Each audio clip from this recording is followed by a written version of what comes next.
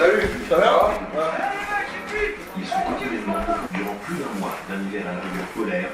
Je vais suivre, en tant qu'observateur, plusieurs de ces policiers. Bon, il y a un gars comme lui, il n'a pas d'expérience, ni une. Moi j'en ai.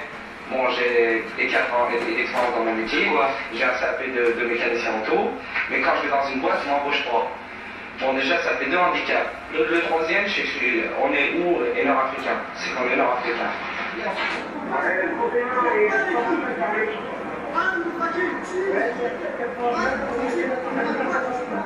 Discours qui ne change pas d'un iota. Vous en avez assez, hein? Vous avez assez de cette bande de racailles. On va vous en débarrasser. Ah, mon cheval, Bah regarde pas si t'es pas content. Pourquoi tu veux parler?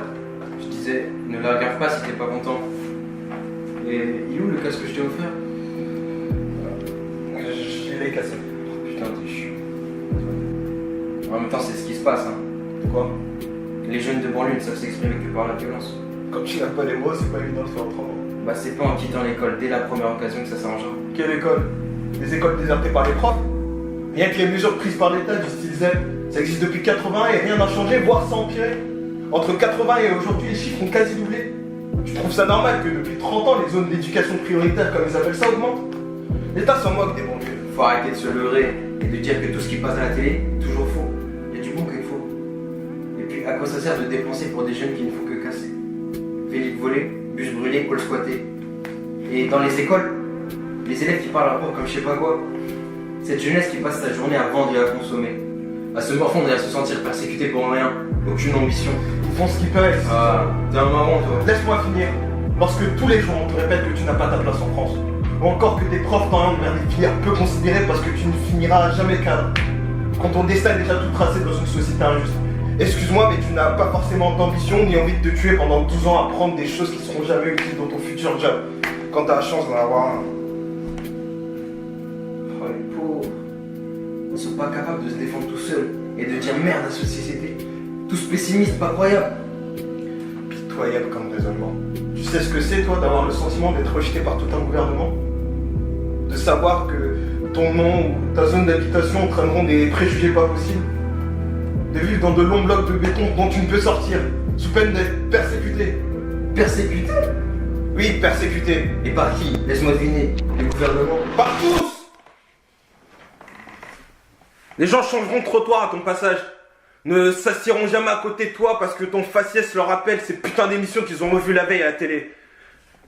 De te savoir moquer par tous. D'avoir honte d'être qui tu es. Ouais, mais voilà quoi. Au moins dans ces banlieues que tu méprises tant, on y vit bien. Certes, c'est pas une vie de rêve, mais tout un monde y est réuni, des personnes des 4 coins de la terre. Il y a une diversité culturelle pas croyable, des gens unis dans cette même galère.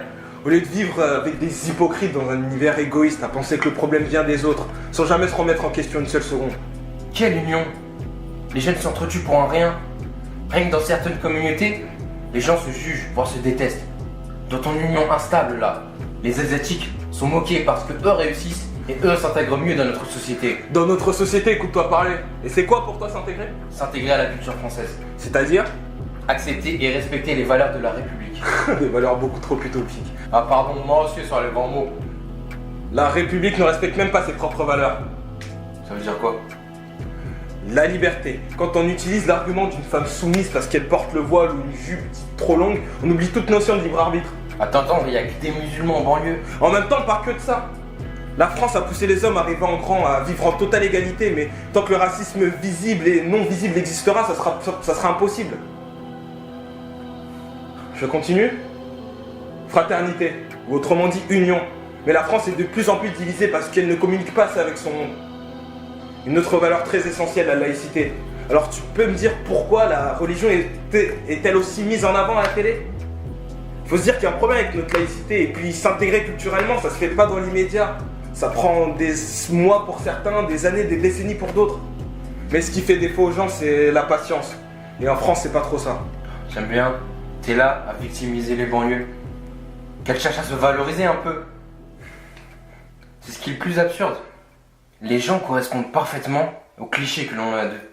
Du style vestimentaire, au langage employé. Ça correspond parfaitement à l'image qu'on en donne d'eux, et parfois même pire. C'est complètement con, tu penses pas?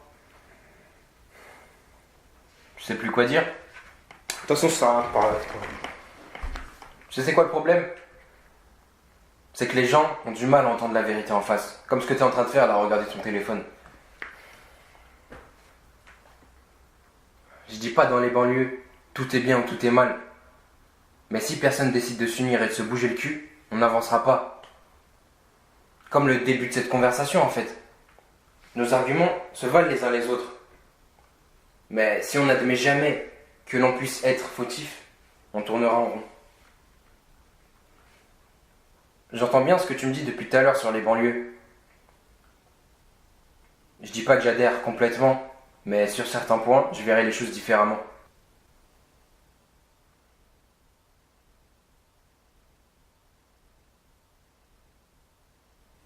L'image des banlieues est paradoxale et à la fois complexe. Mais c'est cette dualité qui fait ce qu'elle est. Du moins, c'est ce que j'ai compris. Tu sais ce qui me saoule le plus, moi? C'est qu'une minorité soit prise comme exemple pour décrire les banlieues. Et cette minorité, c'est souvent des jeunes qui cherchent à s'intégrer dans un groupe et qui cherchent également. Des ados qui ne font pas toujours attention aux répercussions. Des ados qu'on juge comme des adultes conscients. Non pas que je les excuse, mais il faut le prendre en considération. Combien de conneries on a fait, toi, et moi, par exemple? Alors qu'on vit plutôt bien. Mais eux se sentent seuls. Ajoute derrière ça le rejet de toute une nation, ça aide pas vraiment. Je pense qu'il faut que nous, qui ne sommes pas dans leur situation, nous essayons de les aider en les rassurant, en les encourageant, en les poussant à être fiers de qui ils sont. Sans pour autant tous s'excuser, mais en changeant certaines choses dans nos paroles, notre comportement, nos rapports aux autres. C'est en changeant l'image que l'on se fait des banlieues qu'il y aura du mieux. Seulement comme ça. C'est carrément cliché, mais ouais. Je pense que parfois, il faut dire les choses comme elles sont.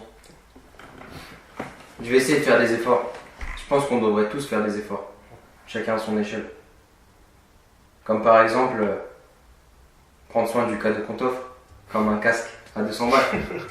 Tu vois que c'est ça qui va rétablir l'esprit de peace and love dans la terre. Clairement pas, mais t'as compris l'idée. Selon moi, il n'y a jamais de petits efforts.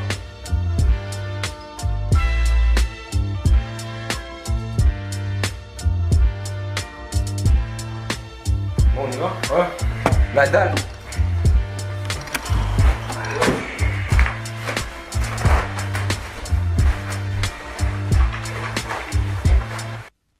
D'ordinaire, les journalistes ne sont pas les bienvenus, mais ce soir, les émeutiers ont d'autres cibles.